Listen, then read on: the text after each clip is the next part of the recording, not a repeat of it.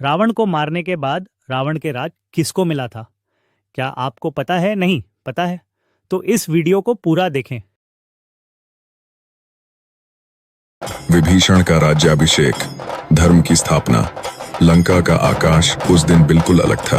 रावण के वध के बाद वर्षों से फैला भय मानो हवा में घुलकर कहीं दूर चला गया था। स्वर्ण महलों पर पड़ती सुबह की धूप चमक को और बढ़ा रही थी और समुद्र की लहरें भी जैसे आज मधुर स्वर में गा रही थीं। महल के आंगन में एक भव्य मंच सजाया जा रहा था। सोने का सिंहासन जिस पर कीमती रत्न जड़े थे, चारों ओर कमल और गेंदा के फूल बिखे हुए थे। ऊपर सफेद रेशमी छत्र हवा में लहरा रहे थे। यह वही सिंहासन था जिस पर वर्षों तक रावण बैठा रहा, अहंकार और शक्ति का प्रतीक। लेकिन आज यह किसी और के लिए था, धर्म और न्याय के प्रतीक के लिए।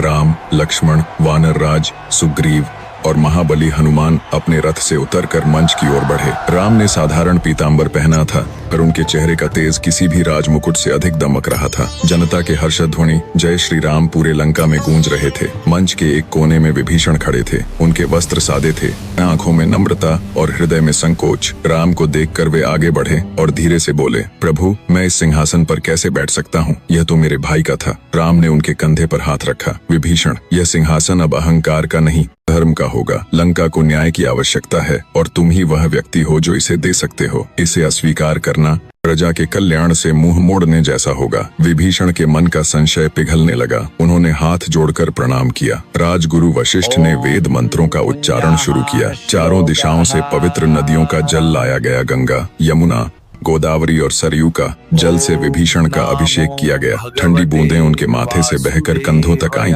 मानो स्वयं स्वर्ग उनका आशीर्वाद दे रहा हो। आकाश से पुष्पों की वर्षा होने लगी। वानर और लंका के नागरिक एक साथ फूल बरसा रहे थे। अब विभीषण सिंहासन पर बैठे। उनके पीछे 2 स्वर्ण छत्र लहरा रहे थे। जनता के चेहरे पर आज पहली बार भय नहीं बल्कि प्रसन्नता और विश्वास था। महिलाएं मंगल गीत गा रही थीं, बच्चे नाच रहे थे और समुद्र की लहरें भी जैसे इस क्षण का स्वागत कर रही थीं।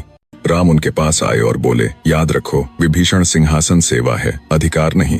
राजा वही है जो प्रजा के सुख दुख को अपना समझे। धर्म और न्याय ही तुम्हारे राज्य का आधार होना चाहिए। विभीषण की आंखों में आंसू आ गए। प्रभु, आपका वचन ही मेरा धर्म है, मैं इसे जीवन भर निभाऊंगा। उस दिन लंका में केवल एक राजा का राज्याभिषेक नहीं हुआ था, उस दिन धर्म का राज्याभिषेक हुआ था। रावण का अहंकार समुद्र में डूब चुका था और लंका के महलों में अब न्याय और सत्य की गूंज बसने लगी थी। और समुद्र की हर लहर उस पल से मानो यह कह रही थी, धर्म की स्थापना ही सच्ची विजय है।